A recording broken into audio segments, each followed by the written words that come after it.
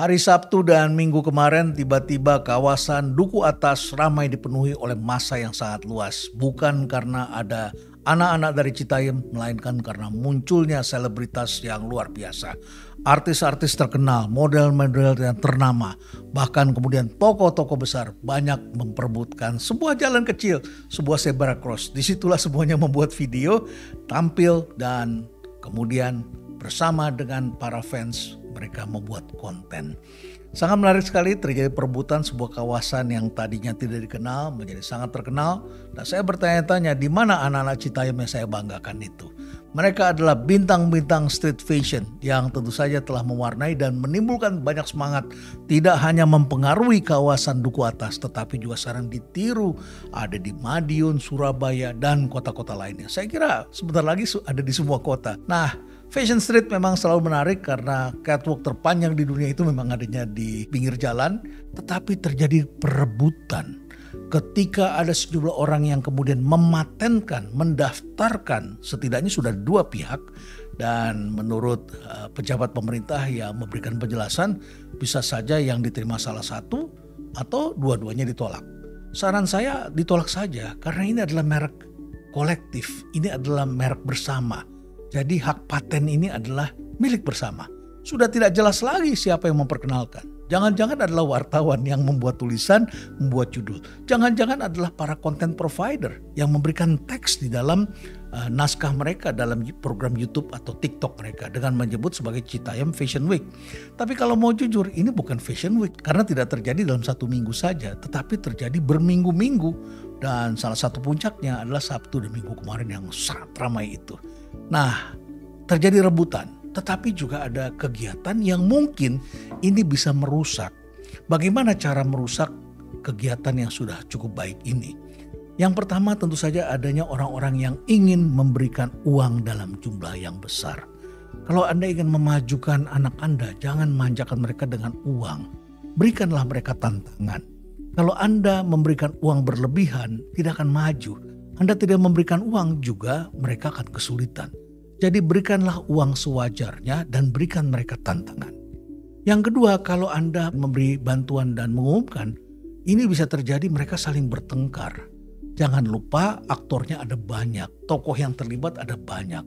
Nah, kalau diberikan hanya kepada satu pihak, bagaimana terhadap yang lainnya? Apakah mereka juga mendapat bagian? Apakah cukup adil? Apakah mereka bisa tetap berhubungan baik seperti sebelumnya? Ketika dulu sama-sama susah dan ketika salah satu menjadi senang, timbul keributan. Saya masih ingat dengan satu kejadian ketika seorang teman mengalami kejadian dicopet di bis. Dia meraung-raung, berteriak, dan akhirnya saya mengajak ke kantor polisi. Di kantor polisi dia mengaku uangnya hilang 5 juta rupiah. Saya terus terang tidak percaya apa benar uangnya 5 juta rupiah.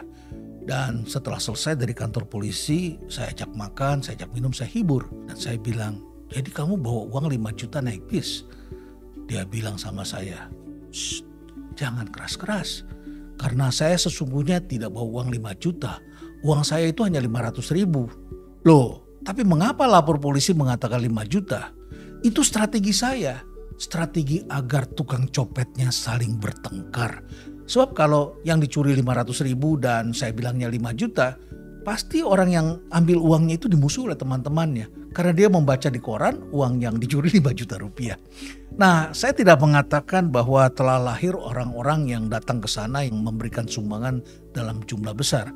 Tapi yang jelas saya menyaksikan sekarang anak-anak Citayam yang tadinya saya puji sebagai anak-anak genuine itu ternyata sudah memakai tas mewah, numpang mobil mewah, dan saya mendengar juga liputan-liputan yang menyebutkan datangnya orang-orang yang memberikan uang secara berlebihan.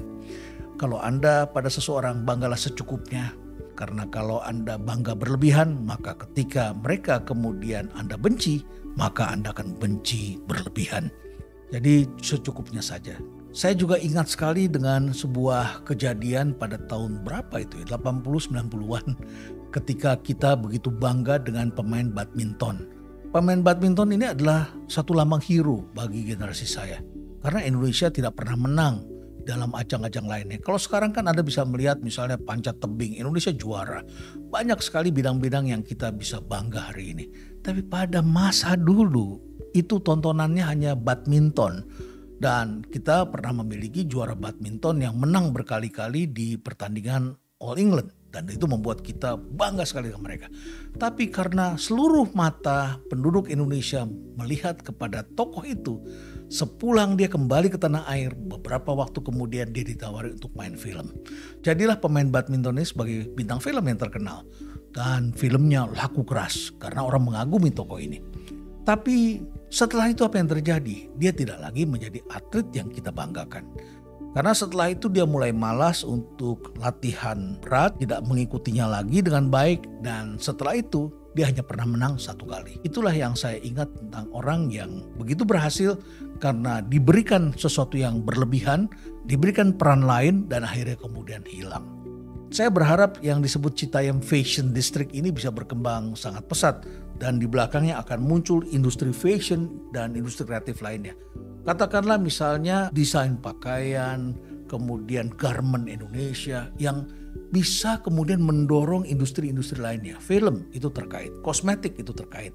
Dan tentu saja industri kreatif seperti game, software, dan tentu saja musik, kuliner, dan lain sebagainya. Dan itu sangat memungkinkan karena infrastruktur telah selesai dibangun. Dan sebentar lagi kita akan mengoperasikan LRT serta kereta cepat. Jadi kalau kita bisa runut itu di setiap stasiun, seperti misalnya kita pergi ke Thailand atau kita pergi ke Korea. Ketika kita turun satu stasiun, kita bisa menggunakan karcis yang sama untuk naik lagi. Kita makan di sini. Dan di situ kita bisa menyaksikan kuliner yang sangat kreatif. Kemudian setelah itu kita gunakan karcis yang sama, tidak perlu beli lagi. Kita bisa turun di stasiun berikutnya. Kita bisa menyaksikan industri elektronik dan industri game. Di stasiun berikutnya lagi adalah industri, sebut saja misalnya musik. Dan kita ketahui selama masa pandemi para musisi kita kesulitan. Kali ini semua kegiatan itu berada di luar ruang. Persis seperti yang pernah saya sampaikan di awal tahun 2022, ada 10 ledakan ekonomi. Dan salah satunya itu adalah ledakan ekonomi luar ruang, kemudian juga ada ledakan konten, serta ledakan pendidikan non-degree. Apa yang kita saksikan dengan anak-anak dari Citayam ini, mereka non-degree. Bukan berarti mereka tidak sekolah, mereka belajar dengan cara yang berbeda. Nah, tentu saja cara merusak ini bisa sangat banyak dan kita saksikan puncaknya adalah Sabtu dan Minggu kemarin. Tumpah di kawasan Duku Atas penuh para artis, model, dan orang-orang terkenal semua datang. Pertanyaan saya, kemana anak-anak Citayam yang saya kagumi itu? Mereka tidak kelihatan di situ, berada di pinggiran. Masih ada yang menghibur karena mereka diajak berfoto dan kelihatan mereka mulai letih. Saya tidak tahu apakah mereka menyenangi kegiatan berfoto-foto itu. Tetapi panggung yang hanya beberapa meter yang merupakan zebra cross di kawasan Duku Atas, yang di depannya ada sebuah kedai kopi yang tiba-tiba brandnya menjadi sangat terkenal sekali. Dan di situ jadi rebutan dari banyak pihak. Jadi ini dirusak dengan datangnya kita-kita yang kemudian merasa lebih kuat, lebih mampu, fashionnya lebih bagus. Dan efeknya adalah tas mereka mulai digunakan oleh para selebritas Citayam. Mereka mulai menggunakan tas-tas mewah dan sudah ada yang membahas tebak harga outfit dan tas mewah yang dipakai oleh bintang-bintang Citayam ini. Nah, kalau Anda mau merusak mudah sekali. Jadikan mereka bintang, berikan mereka uang yang berlebihan, rebut tempat mereka. Dan kuasai semua itu. Ganti bukan lagi street fashion, tetapi adalah fashion yang menengah ke atas. Persis seperti yang ada di Paris Fashion Week. Bahkan dirikan sekolah yang mahal di dekat-dekat situ. Sekolah untuk menjadi desainer, sekolah untuk menjadi seorang model yang terkenal. Dan bikin itu untuk kalangan menengah ke atas. Tetapi yang menghibur kita bukan itu.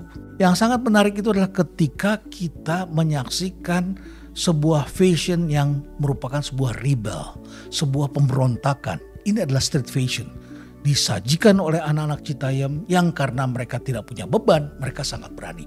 Berpakaian yang aneh-aneh tapi menimbulkan satu inspirasi dan satu yang menarik. Story-nya juga bagi saya sangat menarik. Nah, banyak hal yang tentu saja bisa kita gunakan untuk merusak dan menjadikan industri yang harusnya muncul di belakangnya ini kemudian menjadi hilang. Salah satu yang lainnya adalah datangnya tamu-tamu yang kemudian ingin parkir di dekat situ dan kemudian merusak trotoar. yang akibatnya kemudian polisi harus membubarkan mereka. Kemudian pemberitaannya menjadi serba negatif, disebutkan bahwa mereka tidur sembarangan di stasiun, bahkan kemudian laki dan perempuan berdekatan. Kemudian mereka juga menimbulkan sampah karena mereka hanya mampu untuk makan cilok, minuman tertentu yang harganya hanya di bawah Rp5.000. Jadi berita-berita negatif ini tentu saja bagian dari sesuatu yang bisa merusak. Jadi kalau Anda ingin memajukan anak-anak ini dan menimbulkan satu gerakan ekonomi yang besar, berikan dukungan yang sewajarnya. Dan apa yang bisa saya sarankan? Yang pertama tentu saja adalah bagi pemerintah. Pemerintah siapkan satu peta jalan baru. Ketika kita sudah mempunyai peta jalan, jangan lupa ini adalah hierarki, ini adalah sesuatu planning yang kaku yang kita rancang beberapa tahun yang lalu. Dan sepanjang dalam perjalanan itu, Tuhan sering memberikan kita suatu rezeki besar yang membuat kita harus membuka mata. Kali ini Tuhan membukakan mata kita dari anak-anak Citayam. Dan tentu saja kita harus membuat peta jalan baru karena ini terjadi di sebuah kawasan yang infrastrukturnya sudah terbentuk dan di situ kita kemudian harus memperkaya, bukan menjadikan TOD itu semata-mata sebuah tempat untuk pembangunan apartemen. Apartemen ya bagus, tetapi lebih bagus lagi kalau itu menjadi kawasan industri kreatif yang akhirnya bisa mendatangkan turis seperti yang terjadi di Thailand, di Jepang, Korea dan lain sebagainya. Jadi buka mata kita. Yang kedua, para pendidik. Para pendidik ini masih hanyut dengan cara berpikir lama. Kita semua dibesarkan dalam satu sistem bahwa menjadi pendidik, menjadi dosen yang bagus itu punya karya ilmiah dan disajikan dalam jurnal-jurnal terkenal yang kemudian diindeks dalam Scopus. Bagus, saya kira bagus. Tetapi itu kan untuk karir sebagai peneliti. Nah, ketika mengajar, para pengajar itu menggunakan cara yang sama, yaitu pendekatan tekstual. Dan menulis, menyajikan sesuatu secara tekstual adalah tradisi dalam dunia pendidikan kita. Pada faktanya telah lahir sebuah generasi baru yang disebut generasi Z atau Generation Z. Ini adalah anak-anak muda yang usianya masih belasan. Dan jumlahnya sangat besar sekali. Apa yang terjadi dengan mereka?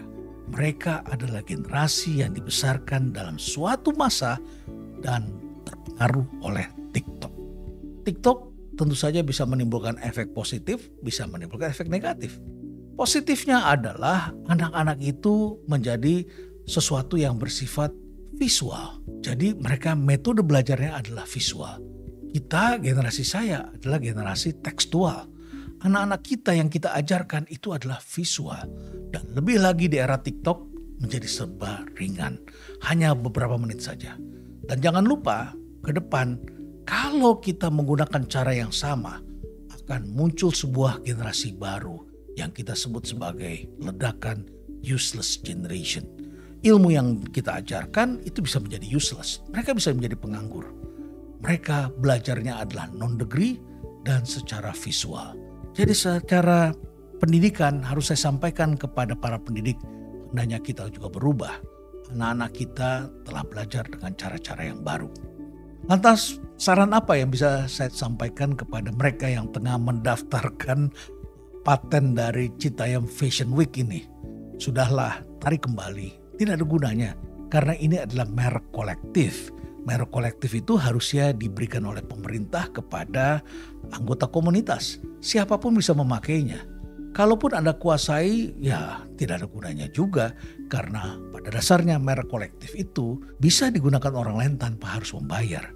Cara untuk mendapatkan lisensinya bukan dengan membayar atau membelinya. Melainkan adalah dengan bergabung dalam komunitas. Kita bangunlah komunitas yang sehat. Dan komunitas inilah yang membesarkan kita semua. Menjadi tontonan yang menarik. Saya jadi teringat dengan sebuah quotes yang disampaikan oleh Linda Sue Park.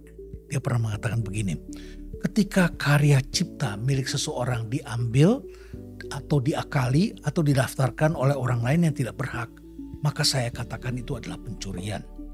Tetapi ketika seseorang menyampaikan gagasannya kepada publik dan disaksikan orang lain, dan kemudian gagasan itu bisa menghasilkan sebuah gerakan, maka dia bukan lagi menjadi milik orang itu. Ia telah menjadi milik bersama, menjadi milik dunia. Nah, tentu saja menjadi pertanyaan besar bagi kita apakah ini akan terus bertahan atau hilang. Dia bisa hilang kalau kita merusaknya. Tapi dia akan bertahan kalau kita mempunyai peta jalan dan kita semua bersedia memberikan kontribusi untuk memperkuatnya. Jadi timbul juga pertanyaan di antara sebagian orang. Pak Renald, apa saja kesibukannya kok sampai membahas hal seperti ini? Saya perlu membahas hal seperti ini karena saya merasa dekat dengan orang-orang muda yang selalu datang ke tempat saya. Setiap hari Sabtu dan Minggu di kawasan kami di rumah perubahan yang merupakan private garden kami, sekarang sudah kami buka menjadi public area. Saya membuat hutan bambu dan tentu saja sekarang banyak sekali komunitas yang memanfaatkannya. Baik itu untuk bekerja di sini, untuk melakukan aktivitas-aktivitas, dan tentu saja di tempat ini ada cukup banyak kuliner dari UMKM, juga ekonomi kreatif tentunya. Ketika saya bertemu dengan anak-anak muda seperti itu, tentu saja saya akan terus mendapatkan asupan-asupan yang sangat produktif. Dan ada lagi yang bertanya, Pak, kalau Bapak kurang enak badan bagaimana? Saya katakan bahwa saya mengkonsumsi tolak angin. Tolak angin adalah herbal untuk mengatasi masuk angin dan segala gejalanya.